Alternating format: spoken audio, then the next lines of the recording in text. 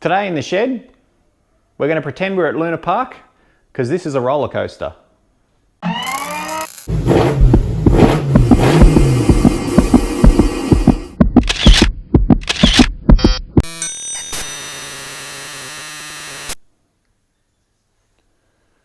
All right, so back working on the Galant.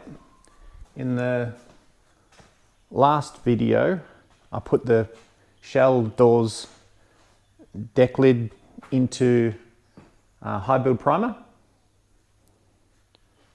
and then now I'm just looking for, so the car, all this needs blocking back, and the I need to get the front guards into high build as well. There's still a little bit of body work to do on them, and now just looking around over the shell and the stuff that is in high build. There's just a few little things. So there's a couple of marks just down here. They're just little, I guess you call them pinholes. So I'll put some glazing putty in them, which is fine. There's a little bit here on the door, because I've had, this was filler work here that was badly dented. So it's just a few little pinholes there that I'll address. And then there's a bit back here which I'm not happy with. Just here, I'd never seen it before, but there's a little dent there. So I'm going to have to take this back and put some filler in there. And there's a few little bits just down here, that's a rust repair section that I've put in. And now that it's in high build, can see some imperfections. So that's not too bad. It's not really visible down there, but I'll tidy it up anyway. But yeah, that's where we're at. So we'll crack on. So this is the glazing and spot putty that I use. It's actually Bondo brand, which I guess is cool. But yeah, it says on it, fills pinholes, scratches, minor dings, and hairline cracks. I've had good success with this. It's a one-part thing. You don't have to add anything to it. You just put it on there and let it go hard, and then prime over the top of it. So I'll start with this and then continue on with the front guards.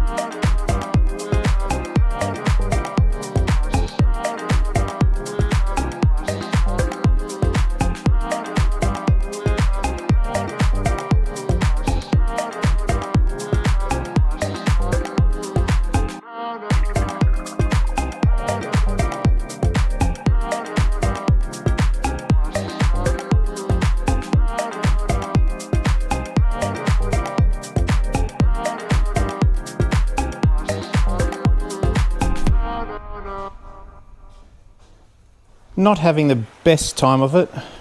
This is the passenger's door. I found a few pinholes down here which I filled with that glazing putty and then blocked them flat with this 120 grit paper on a Durablock, which is really cool. This door's all good, nothing to do with that. Got this guard over here waiting for some bog to dry. It's just this area here where it was caved in at the front that's no good, so the rest of the guard's not bad. So once this sets up, sand it all back and hopefully get that into etch primer today. This guard over here is done, that just needs etch priming. There's just one bit down here where I'm waiting on it to cure, then I'll block that back. And then the shell. So I found a spot down here I wasn't happy with. Then I found a spot on the roof over here I wasn't happy with, and a spot over there. I'm only putting on, this is that glazing putty that's unbelievably thin. But here's the Durablock that I use. It's got the 120 paper on it, but I've been using the high build as a guide coat. I've got the back door of the shed open, so if you come in on the angle, when you're blocking it back, the bits that the sandpaper's not touching, they'll look like this here. They'll have a bit of shine to them, and they'll be sort of smooth, even though it's not smooth. It'll look different, and then you can see the contrast with the rest of it where the sandpaper is touching, and so that's how you can tell where you've got a low spot. So I had the tiniest of lows here, and then even smaller, just a tiny low there. So I've just put a little bit of glazing putty there. I'll let that set up, and then I'll block that back further with my Durablock. There was a bit back here that I wasn't happy with, so that's now cured. I just need to block that back. These along here were all just pinholes, and you can't see any of this. The windscreen rubber or the rear window rubber covers all of them. But while I had the putty in my hand, what's the point of, why not just fix it? This here was a tiny low that I saw when blocking.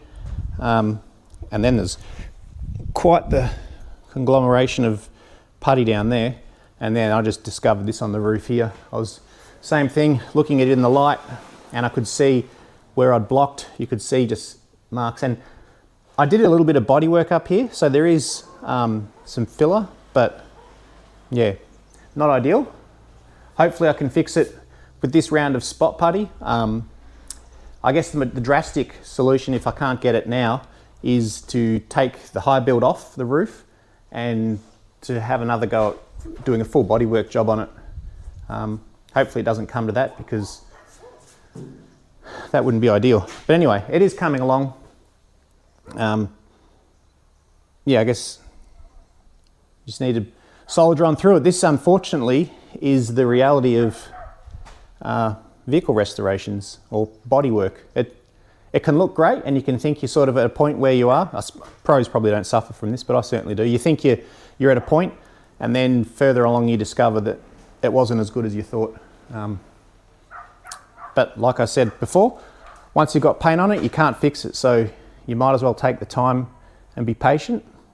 I think someone wrote in the comments, actually, be patient and you'll be rewarded. So very, very good advice. So that's what I'm doing. I'm just going to keep slogging away here, addressing all these spots, and hopefully can make some progress.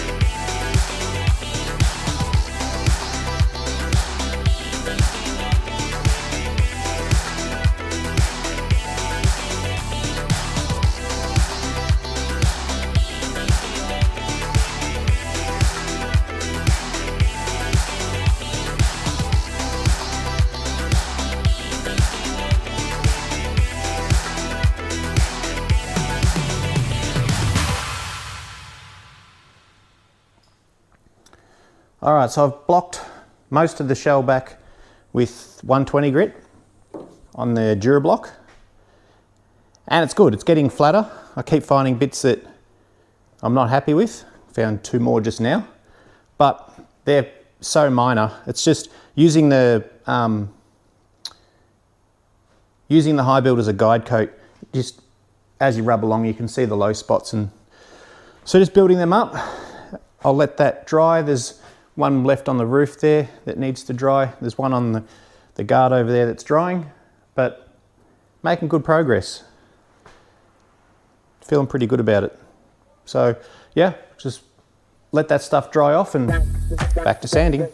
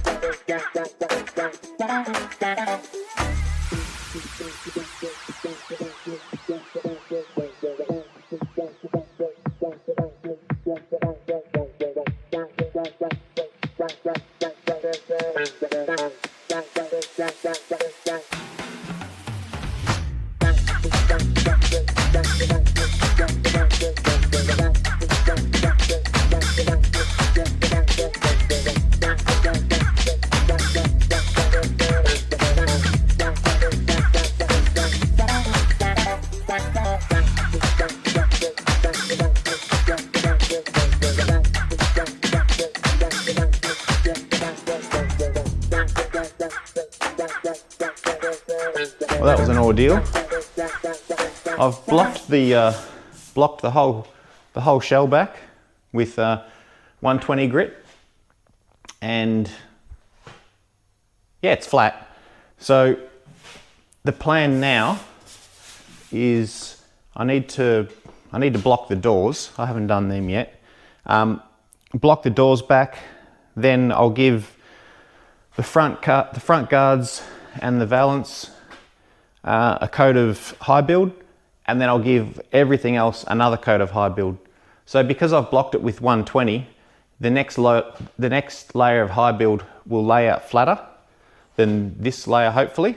And also going to mix the high build a bit thinner so it flows on better, and then hopefully it lays down super flat, and then it's just to block it back with 600 grit, and then it's ready for top coats. That's the process that I use. There's probably other ways to do it, but that's how I do it. So yeah, I'll block the doors, and then I need to clean all this dust and crap out of here, and shoot some high build. This is a pretty big shed, but you run out of space fast when you blow a car apart like this. It feels like I'm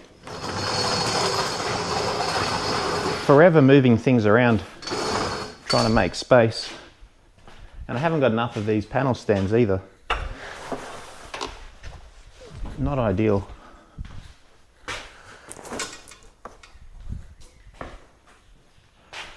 So That's out with the old horse.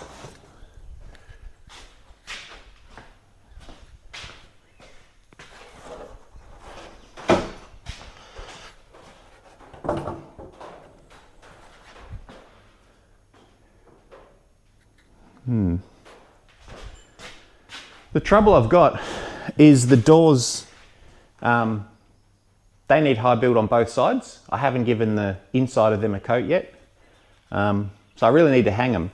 And I was planning on hanging them off the gantry, but to hang them off the gantry, I need to reposition quite a few things to get the gantry in a good position. And then once they're hanging, they're also it's a pain in the backside to try and block them back. So I really like them. I really want to block them with them on a panel stand. So maybe what I'll do is, I don't know. You have no idea. Maybe I'll forget about the inside of them for now because it doesn't matter too much. Maybe I'll just get one door on here, block it back, and then high build on the outside only. And then later on, I'll high build the inside, block that back, and then can top coat everything and then hang them up after they're blocked back. Because like I said, they need to be painted on the inside as well.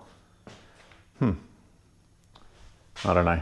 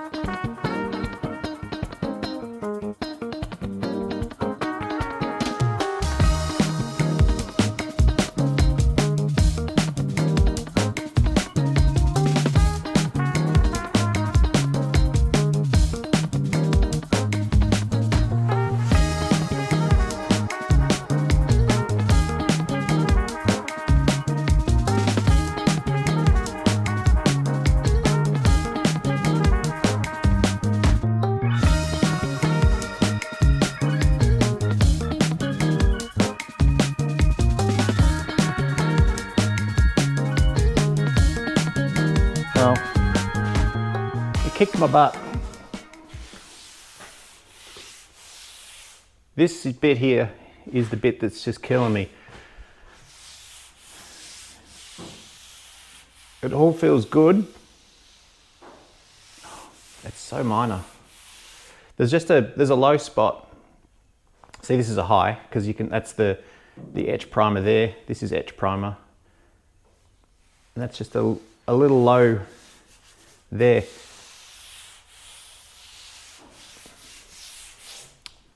Ah, man.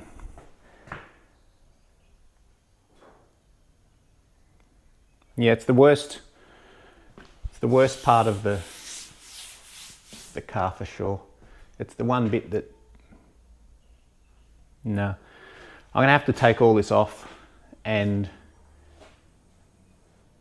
body fill from here all the way to there and then block the whole thing flat as a oneer, which I've done already in the past. I could find the footage somewhere, but I don't know how I didn't get it flat.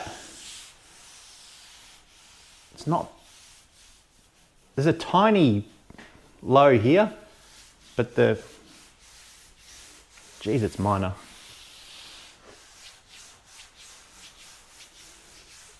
You can't feel it this way at all, but when you run your hand along like this, just when your fingers get to that bit there, you can just feel it. And look,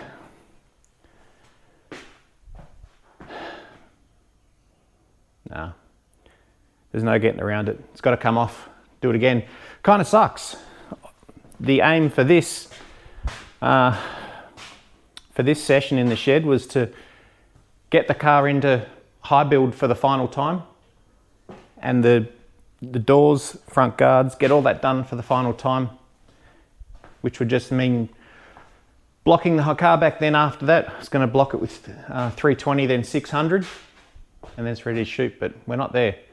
I'm going to have to start the process again just on this bit here, which burns me, but it is what it is. Once you know about it, you can't overlook it. Otherwise, it's just going to look crap and it'll torment you forever. It's all right. It happens sometimes. Kind of sucks to end on a downer, but I guess it's not really a downer. There's a couple of big wins, actually. Yeah, that front guard had been kicking my butt for a while, and that's now in etch primer. It looks pretty good, but there's no point. I was going to suit up and spray the doors and the guards and all that with high build, but there's no real point. It's just a waste of time and waste of materials. I might as well just fix this part of the roof and then shoot everything at the same time. But it happens sometimes on the big jobs, and it is the ugly truth about taking on one of these projects. They're just huge. Anyway,